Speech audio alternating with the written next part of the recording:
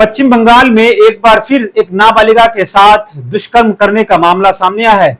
मामला ग्वालपकर विधानसभा के धर्मपुर 2 नंबर ग्राम पंचायत का है, जहां पे एक नाबालिगा के साथ दुष्कर्म करने का मामला सामने आया है। इस मामले को लेकर ग्वालपकर थाना में पीड़ित परिवार के तरफ से लिखित शिकायत की गई है। वहीं पुलिस ने इस मामले में कार्रवाई करते हुए पॉक्सो एक्ट के तहत मामला दर्ज किया है। साथ ही महिला का मेडिकल चेकअप भी कराया गया है।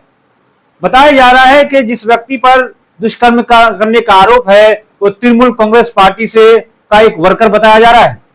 हालांकि इस पूरे मामले की खबर जैसे ही प्रदेश Congress general secretary Ali Imran रम्स और पूर्व विधायक को मिली तो वो तुरंत ग्वालपकर विधानसभा के बागाबाड़ी गांव पहुंचे और आज उस पीड़ित परिवार से मुलाकात करके हर सहयोग का जो है उन्होंने यकीन दिलाया। उन्होंने पीड़ित परिवार से मुलाकात करने के बाद मीडिया से बात करते हुए पुलिस प्रशासन को 24 घंटे के अंदर दुष्कर्म करने वाले अपराधी को गिरफ्तार करने की बात कही है, वरना आंदोलन पर उतरने की भी उन्होंने बात कही। साथ ही साथ उन्होंने तृणमूल कांग्रेस के लोगों को भी निशाना बनाया। आगे उन्होंने क्या कुछ कहा आपको भी सुनना बेहद जरूरी है। बहुत ही अफसोसनाक बात है कि आज बंगाल में लॉ एंड ऑर्डर नाम की कोई चीज़ नहीं है।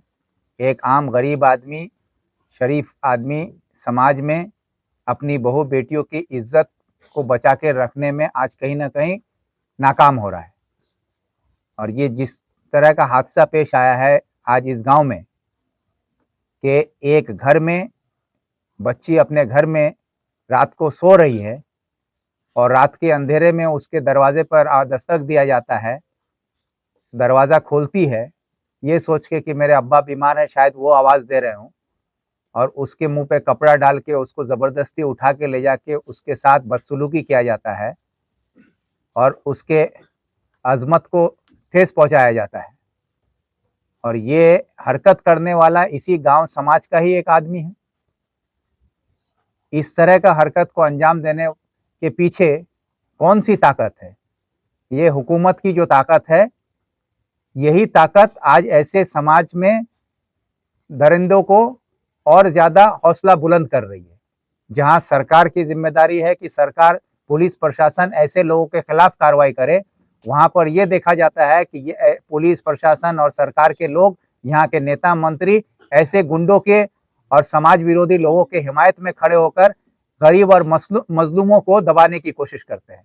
निहायती अफसोस के साथ कहना पड़ता है कि जिस इलाके में हमारे बंगाल के कैबिनेट मिनिस्टर का इलाका है, यहाँ से वो एमएलए हैं, उस इलाके में उनकी पार्टी का जो लोकल लीडरशिप है वो गांव में इस तरह की हरकत कर रहे हैं। हमारी बहू बेटी को, हमारी बहनों की अजमत के साथ खेल रहे हैं, उनको रात के अंधेरे में उठा कर ले जाके उनको बेआबरू किया जा रहा है। आज यहाँ पर मेरे आने से पहले मिनिस्टर साहब को यहाँ आना चाहिए था, आकर इस मजलूम माँ के साथ खड़े होकर इंसाफ दिलाने का दावा करना चाहिए था।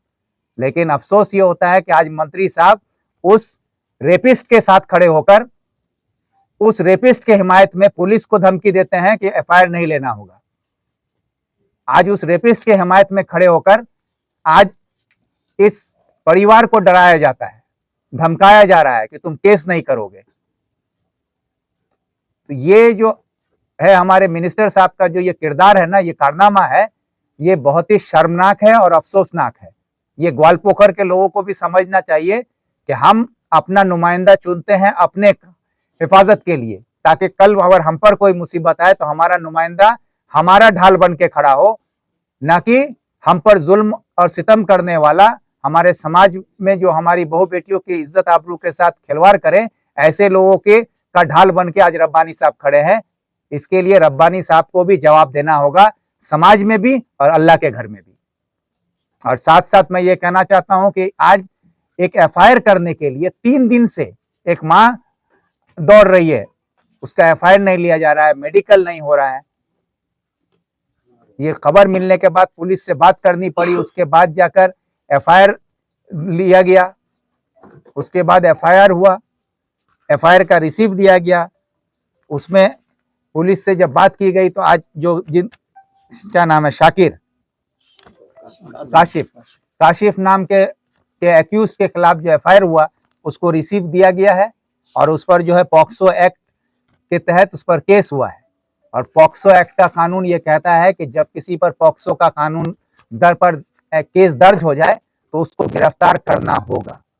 अब मेरा मांग ये है पुलिस से कि इसकी गिरफ्तारी अगले 24 घंटे में इसकी गिरफ्तारी होनी चाहिए, जो कानून कहता है।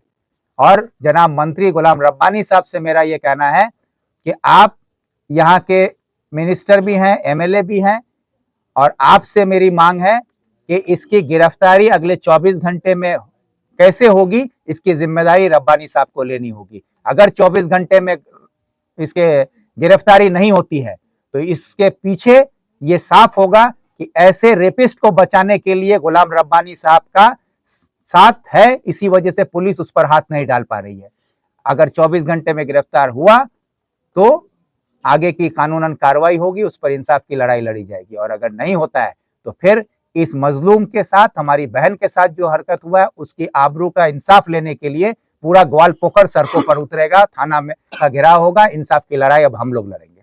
सर हमारे यही तो मैं कहा कि ये शुरू में ही मैंने कहा कि ये बहुत ही निहायत ही अफसोसनाक बात है कि हमारे राज्य के मुख्यमंत्री एक औरत हैं, और औरत होने के बाद भी बंगाल की सरकार औरतों की इज्जत आबरू की हिफाजत नहीं कर पा रही है, और उनसे इसकी उम्मीद भी नहीं की जा सकती है। जो सरकार में आने के बाद ममता बनर्जी ने रेप होने पर औरतों के लिए मुआवजा तय किया था कि अगर 18 साल से कम उम्र की लड़की का रेप होता है तो उसको 30,000 रुपया मुआवजा मिलेगा, और अगर शादीशुदा औरत का रेप होता है तो उसके लिए 30,000 या 25,000 रुपया उसको मिलेगा। इस तरह का कुछ एक रकम तय कर दिया गया था, और इसको लेकर मैं उस वक्त एमएलए था, मैं असेंबली में इस पर लानत के तौर पर मैंने अपनी तकरीर में कहा था कि सरकार पर लानत है, आप एक औरत मुख्यमंत्री होने पर लानत है कि जो औरत की अजमत का कीमत लगा रही हो जो सरकार, हाँ, उससे औरत की हिफाजत की उम्मीद नहीं की जा सकती है। ममता बनर्जी के हुकूमत में बंगाल में औरतों को सबसे ज्यादा बेआबरू होना पड़ा है। बंगाल में औरतों की, इसके लिए आरजी कर का मिसाल हमारे सामने है। हमारे लॉ कॉलेज में जो गैंगरेप हो रहा है वो हमारे सामने है। कॉलेज में हमारी बच्चियां महफूज नहीं है, हॉस्पिटल में हमारी डॉक्टर महफूज नहीं है, घर में हमारी बेटी बहन महफूज नहीं है, तो और कहाँ हम महफूज रहेंगे। तो इसके बाद भी ये कहीं है सवाल उठता है कि एक औरत चीफ मिनिस्टर होने से औरतों को महफूज रखेंगी। ये औरत चीफ मिनिस्टर होकर सबसे ज्यादा औरतों के इज्जतों के साथ खिलवाड़ करने के लिए अपने तृणमूल के नेता और गुंडों को छूट दे रखी है कि तुम पूरे बंगाल की इज्जत आबरू लूट लो, लेकिन तुमको सिर्फ वोट मुझे दिलाना है। भले उसके लिए बंगाल की बहु बेटियों की इज्जत खत्म हो जाए, बंगाल का लॉ एंड ऑर्डर खत्म हो जाए, बंगाल के रोजगार को खत्म कर दो, बंगाल के किसान को खत्म कर दो, लेकिन मेरा वोट लाके तुमको देना होगा। बस वोट लाओ, उसके बाद तुम चाहे कुछ भी करो। ये छूट है बंगाल में।